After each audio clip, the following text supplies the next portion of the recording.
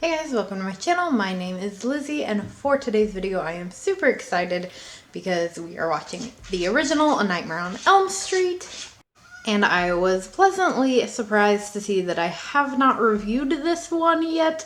I've obviously seen it, but I have reviewed the remake. It was actually the first film that I reviewed for my About Time Reviews series, so there will be a link for that available to watch it. But yeah, I'm super excited for an excuse to watch this one again, and I will be right back with my thoughts.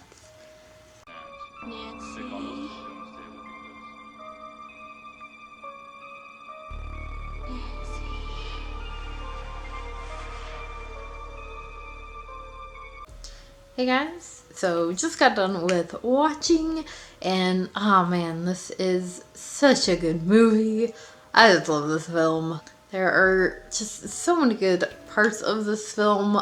Just really all the dream sequences, to be honest. Like that opening scene where Tina's dreaming is so good, and I love the fact that she's almost kind of seemingly gonna be like the main character, potentially the final girl, with having her being in the opening scene, which I guess is kind of a Wes Craven staple, as well as having boyfriends climbing through the window. It seems to be about that too. And of course, that's switched. Her death scene is amazing, like, and horrific, and every time I watch it, it's like, oh, poor Tina and poor Rod, and just all the dream sequences are so good.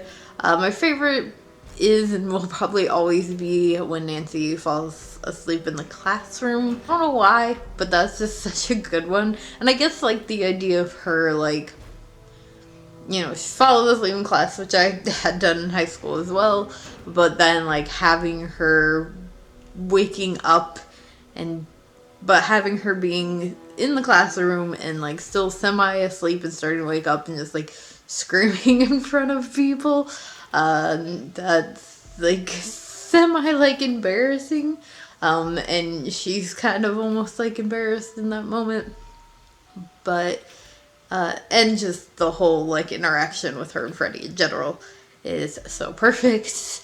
And yeah, there's not a lot that I don't love about this film. There are a few scenes that I kind of forgot about, some of those like slower moments. I forgot about the scene when her mom takes her to see a doctor after Rod's death, and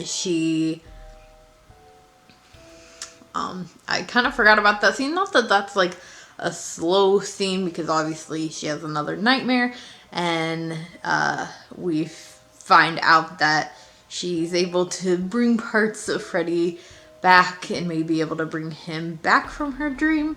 And that's obviously like a really important scene. I just kind of forgot about not that fact, but just that whole moment of like her going there in that scene. But it's such a good film, and I feel like it goes by so quickly. I mean, it's only an hour and a half, and maybe it's the fact that I've seen it so many times that it feels like it goes by quickly, but it really does. I'm just like, oh, it's already over. And that final scene, where you think everything's over, and then it is not. That's such a good final scene. I don't know if I've ever really talked about this on my channel.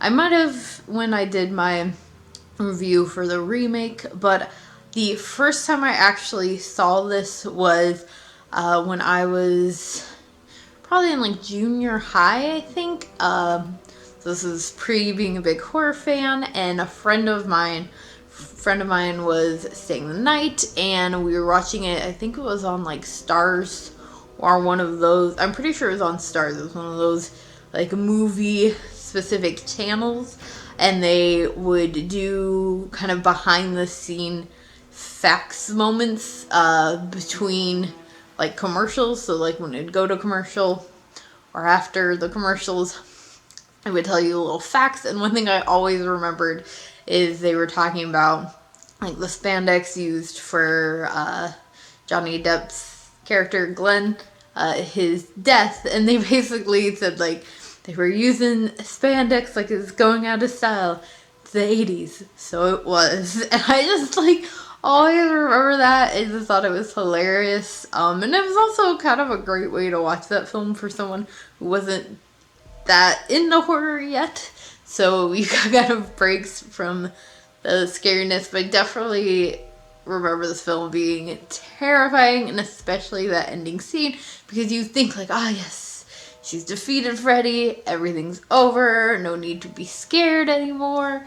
And then when he pulls her mother through the door, like that scene, that part, even though it's a little bit cheesier now, but that part was so imprinted in my young brain at that time that I didn't watch this film for a really long time, because I remember being terrifying. And it's still like,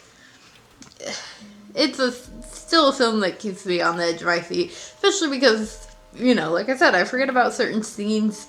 So rewatching it is always still very much enjoyable. I mean, while I was watching this, I just thought about how unique it was. You know, having watched 60 some odd video films up to this point, it really was such a unique staple in horror. Like, going this route of having everything be done in the dreams, having this killer that can get you in your dreams, because nightmares are already, I mean, their nightmares are already terrifying.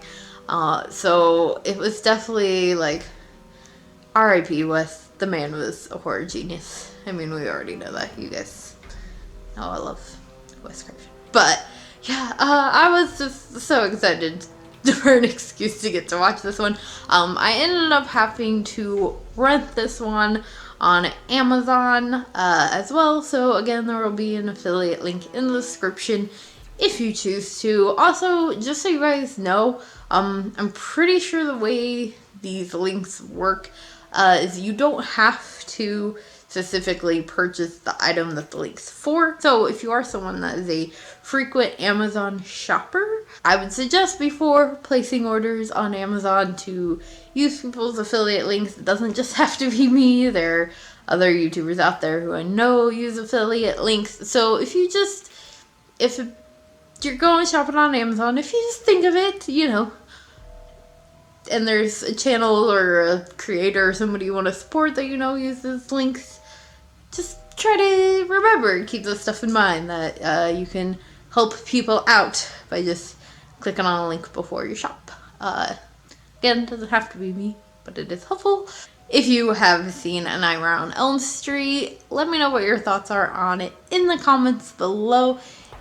Tell me a memory you have with this film if you have seen it. If you did enjoy this, please do give it a big old thumbs up. Make sure that you hit that subscribe button for more horror-related content. And before I go, a quick shout out to my Patreon. Thank you guys so much for helping to contribute to the channel. If you want to know the perks of being a Patreon, links are in the description below, along with all of my social media. And I will see you guys again tomorrow with another video. Bye!